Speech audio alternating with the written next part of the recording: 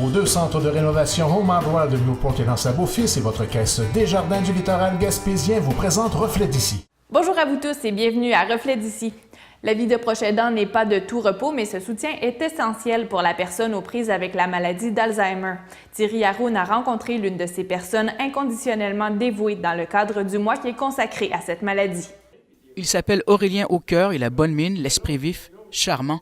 Il a près de 80 ans, originaire de Pabot, cet ancien mineur de Murdochville, et syndicaliste, a accompagné en qualité de proche aidant sa compagne de vie, prise de cette maladie cognitive jusqu'à sa mort, voilà près d'1 an.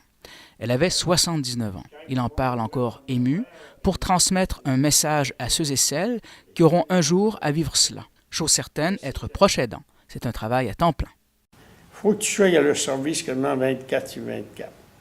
Puis il faut que tu projettes de regarder les endroits qui peuvent être dangereux à ce moment-là. Les poêles, les portes bien barrées, parce qu'elle a fait quand même 2 fugues que j'ai failli à perdre. 2 fugues? 2 fugues, oui. Wow. Dans la nuit à 2h30 du matin, parce que là, quand ça devient un certain temps, c'est que on n'a pas le sommeil révolu. C'est qu'on peut dormir 2 heures, puis être réveillé 2-3 heures, puis ça devient plus pénible à ce temps-là, parce que tu vois selon son rituel. Elle n'en a pas besoin tellement de repos. Son cerveau, il ne commande plus de reposer longtemps. Elle peut dormir une demi-heure dans la chaise, puis déjà, elle peut se faire 3-4 jours qu'elle va naviguer dans le matin. Il faut que tu surveilles partout ce que c'est qu'elle va. C'est un enfant. Elle devient enfant dans son parcours.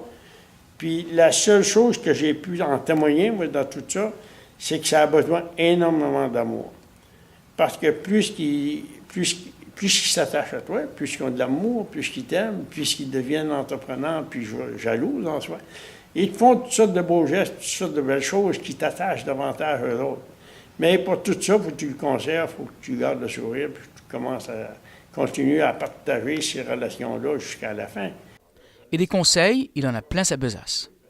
C'est de ne pas se cacher la maladie, de la montrer, de la promener parmi les gens, de les expliquer. De sorte qu'à un moment donné, que les gens viennent, qu'elle comprenne qu'elle se fait des amis en travers de tout ça, puis elle n'a pas honte de se présenter, donc elle veut en sortir, puis elle est fière de sortir.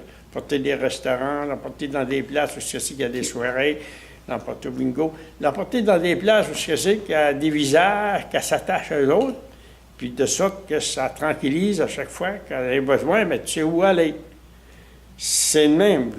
Toujours l'accompagner, toujours lui demander, viens avec moi, tu sais, de sorte qu'elle n'est jamais abandonnée. Moi, j'avais pris comme truc quand même là, de toujours la tenir par la main.